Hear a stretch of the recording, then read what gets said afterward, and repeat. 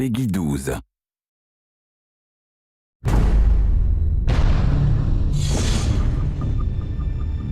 What things like the film allow Green Lantern to do is come alive for real. You see the constructs come to life. You see that energy dissipate. You hear the sounds. You see the big scopes of Oa and Zamora and all these other planets. There's something about Hal Jordan himself, because unlike every other superhero, Hal Jordan and Green Lantern are essentially the same. He is a bit of a throwback character.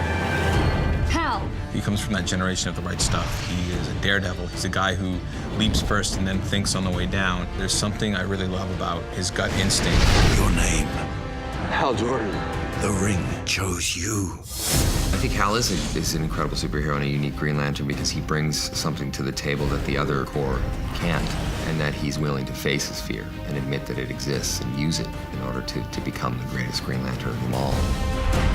Ryan Reynolds is the perfect Hal Jordan for me. He has that humor, he has that swagger, that cockiness.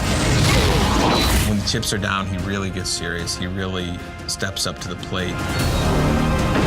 The ring said it was a great responsibility. Responsibility? You? Let's hope so. Well, the great thing about Green Lantern Rise of the Manhunters is that there was a lot of time and energy and effort spent on making sure that it didn't repeat the movie.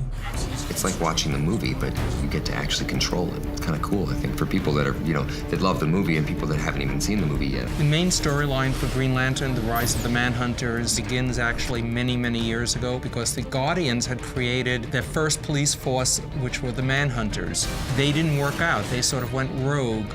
So the Guardians discarded them and created the actual Green Lantern Corps. But now the Manhunters have come back, and they intend to destroy the Guardians and the Green Lanterns. I think it's going to appeal to Green Lantern fans because it's almost like getting a sequel. It's the character that we know from the film, but it's set in a whole new world with whole new threats, and I think that they're going to love that. I think that the Manhunters in the video game are pretty damn interesting. I mean, I almost wish that they were in the movie as well. They're pretty cool. The whole concept of Green Lantern is perfect for a video game because the ring uses energy, the ring needs to be recharged, the ring creates all these different constructs, the ring can let you fly, it can protect you. It's just perfect for a video game. One of the strengths of Hal Jordan and all the Green Lanterns is that they create all these images from their rings. They create these things that are weapons and other forms. That is so great within the context of video games. The best part about it is co-opting with Sinestro. Because if you're a fan, you know where that relationship ultimately leads. So in this film and in this video game, the experience of Hal and Sinestro working side by side together, there's a whole story behind that. There's a whole emotional depth to it.